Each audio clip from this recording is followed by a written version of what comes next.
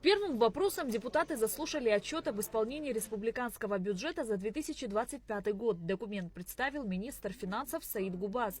Государственный бюджет Абхазии по доходам исполнен в объеме 21 миллиарда 726 миллионов рублей. Расходная часть бюджета достигла 20 миллиардов 526 миллионов рублей. Поступления доходов в 2025 году увеличились на 5 миллиардов 984 миллиона рублей или на 38% по сравнению с 2024 годом.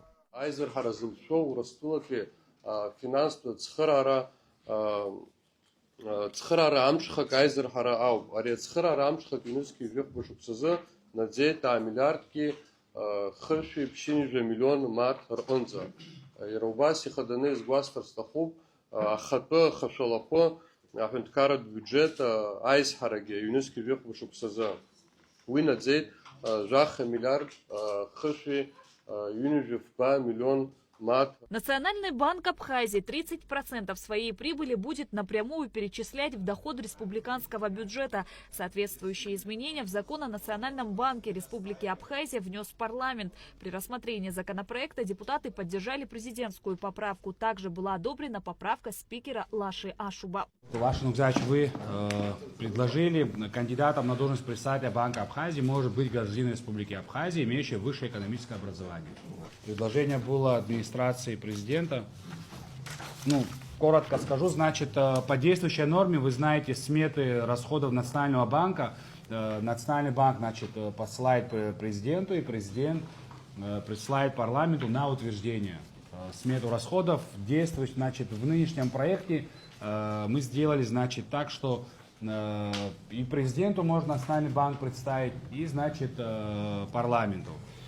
Но администрация президента, значит, внесла, значит, изменения, поправку, что оставить так, как в действующей редакции, что смету расходов Нацбанк присылает президенту, и президент на утверждение, значит, присылает в парламент.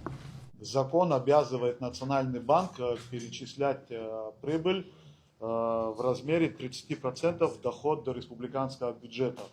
И что касается последней поправки, почему мы ее предложили, это касается не отчетности, либо основных направлений, потому что вся конструкция закона и по всем документам, касающимся деятельности Национального банка, которые утверждаются парламентом, они проходят процедуру, что Национальный банк разрабатывает, представляет президенту, и президент направляет в парламент. Это также касается основных направлений денежно-кредитной политики, ежегодного отчета, и также мы предложили по проекта сметы доходов и расходов на финансовый год.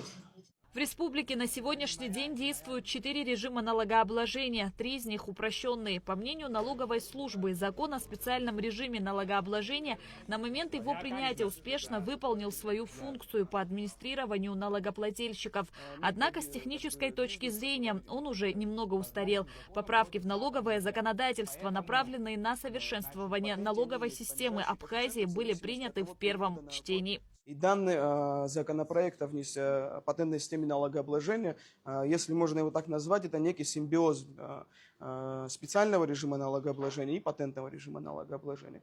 С точки зрения удобства для налогоплательщиков, хочется отметить следующее. То есть сам режим налогообложения в виде патентной системы налогообложения, он предусматривает разовую, условно говоря, уплату налогов. В зависимости у налогоплательщика, естественно, есть выбор. То есть по периодам оплатить или разово патент за год оплатить. И выдается бланк патента, бланк строгой отчетности с определенными защитами, с QR-кодом, который подтверждает, что, условно говоря, этот патент выдан конкретно определенному человеку на вид деятельности. Да. И этот бланк патента подтверждает его законность осуществления его деятельности. То есть минимизирует вообще, в принципе, какие-либо налоговые проверки и так далее.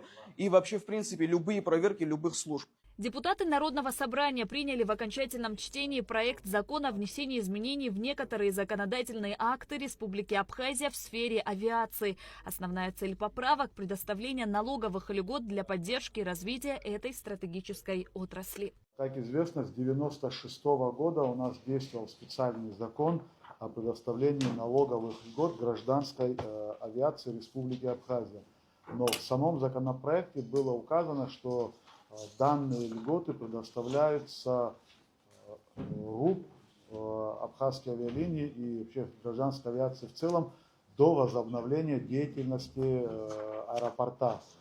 Представленный проект закона предусматривает налоговые льготы только лишь для компаний, резидентов Республики Абхазия, которые осуществляют внутригосударственные воздушные перевозки. То есть это не касается международных рейсов, это только внутренние, либо по территории Республики Абхазия, как в село Псху, либо в целях развития внутреннего туризма. Это не касается международных воздушных перевозок. Во втором окончательном чтении принят проект закона о совершенствовании бюджетно-правового статуса городов Новый Афон и Пицунда. Документ, внесенный президентом Республики Абхазия, направлен на реформирование статуса органов местного самоуправления и госуправления в этих городах. Данный проект закона был разработан рабочей группой в связи с обращением Пицунского городского собрания к президенту Республики Абхазия с просьбой рассмотреть вопрос о восстановлении бюджета городов в районе, именно городов в районе Пицунда и Новый Афон. Он предусматривает восстановление с 2027 года бюджета города Пицунда и с 2028 года местного бюджета города Новый Афон. Почему предложен такой дифференцированный подход для вступления в силу? Потому что финансовые бюджетные возможности Пицунды, они значительно отличаются от возможностей Нового Афона. И предлагается, что та часть местных налогов, которая взимается на территории города Пицунда и Новый Афон, они будут поступать не в районный бюджет, а в бюджет соответствующих городов.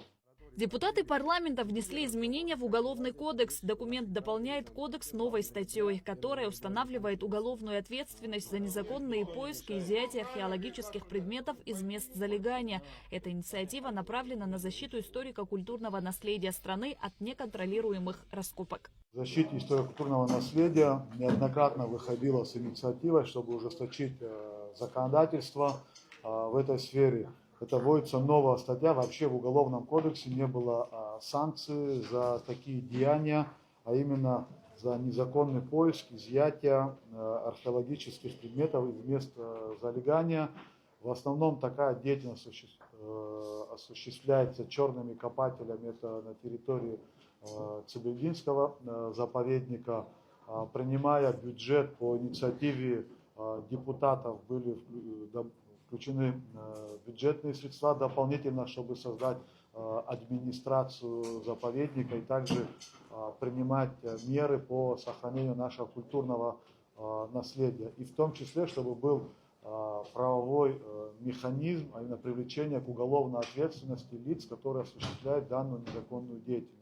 Парламент Абхазии изменил порядок регулирования споров о месте жительства детей и порядка осуществления родительских прав до вступления в силу судебного решения. Депутат Дмитрий Маршани отметил, что споры между родителями могут продолжаться месяцами и годами, а отсутствие временного механизма часто приводит к ситуации, когда один из родителей ограничивает общение ребенка с другим. Если происходит судебная тяжба между родителями, определение места жительства ребенка. В законодательстве четкого механизма регулирования этого вопроса нету, поэтому вы знаете, на практике очень много таких, случаев, поэтому мы вводим механизм, который регулирует, эти взаимоотношения. Комитет одобрил.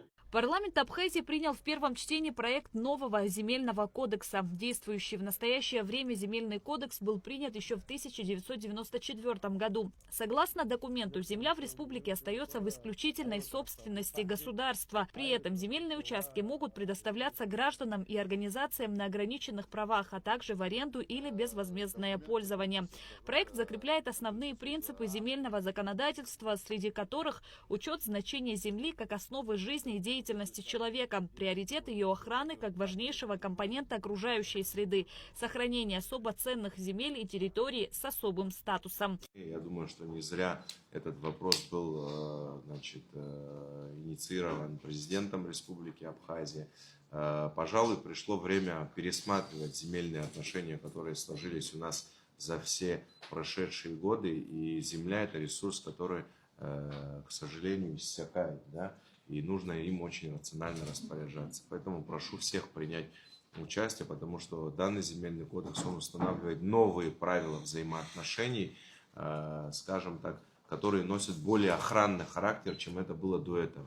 Наверное, там не будет, любой закон, он будет подвергаться там доработке, изменениям, он несовершенен, но с учетом сегодняшнего времени надо принимать. Вот мы принимали и градостроительный кодекс, было много там недочетов, вопросов и так далее, но с течением времени мы эти недочеты стараемся устранять. Также я предлагаю поступить и с земельным кодексом. Парламентарии во втором и окончательном чтении поддержали инициативу президента Бадры Гунба и внесли изменения в закон о статусе депутата Народного собрания. Отныне депутаты парламента Абхазии будут приносить присягу на абхазском языке.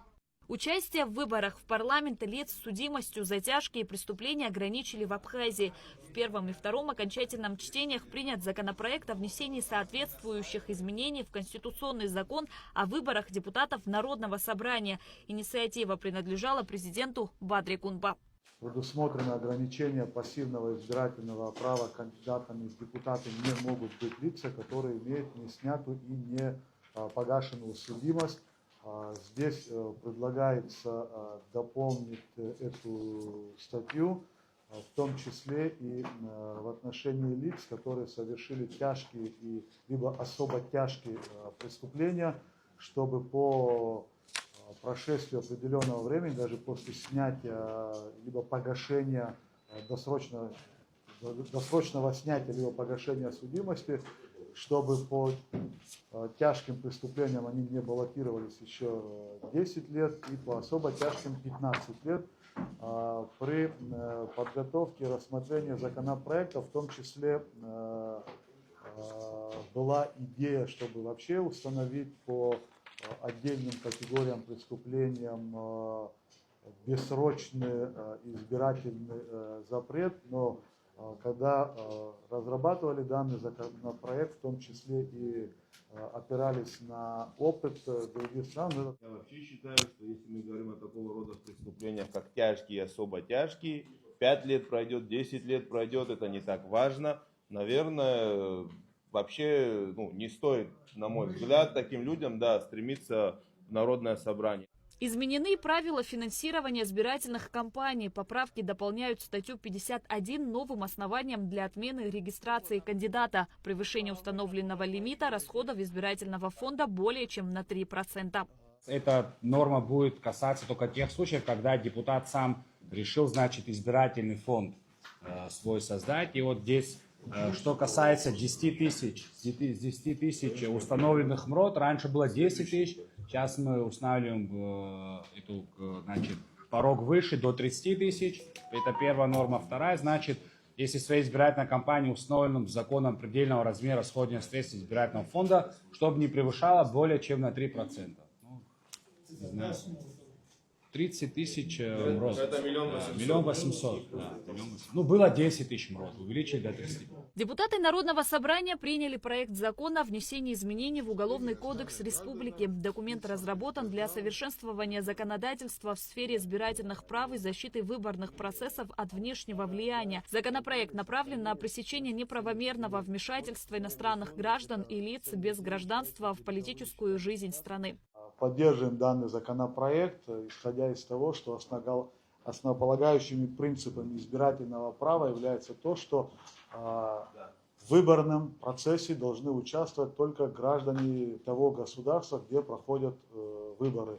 Лица без гражданства, иностранные граждане в выборах ни в какой форме участвовать не должны. Кандидаты в депутаты парламента теперь будут проходить языковое тестирование. Данные изменения разработаны в целях реализации требования о владении абхазским и русским государственными языками.